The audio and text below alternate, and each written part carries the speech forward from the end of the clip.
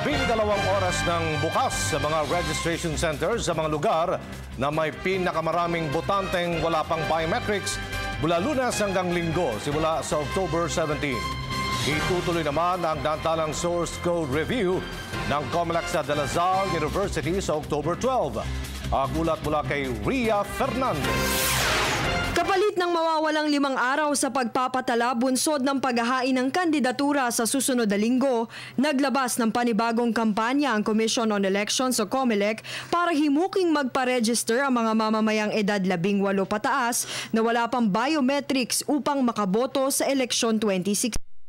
Sa ilalim ng kampanyang huling hirit ng COMELEC, ipatutupad simula October 17 hanggang 31 ang 12-hour shift, Lunes hanggang Linggo, sa registration center sa mga lugar na may pinakamataas na bilang ng mga wala pang biometrics tulad ng Calabarzon, NCR at Region 3. We believe that a high voter turnout will strengthen credibility, and that's why we are bending over backwards in order to try and encourage as many voters to validate their biometrics and to register as voters. Nakatakdang i-anunsyo sa loob ng 2 araw ng COMELEC ang mga magiging registration site na karamihay sa mga mall, maging ang kani-kanyang oras ng operasyon. Kumbaga, we will specify which, as I said, mall, school, gymnasium, they will go. And that we want to maintain 12-hour shifts. So right now we are looking at 9 a.m. to 9 p.m.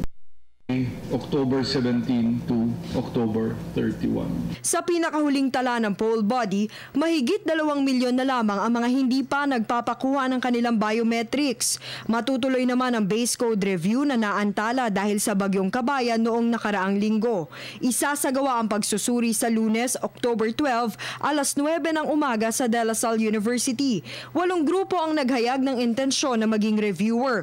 Ito ang Liberal Party, Una NPC, Lakas CMD, Bagong Bayan, Unang Sigaw, PPCRV at Senpeg.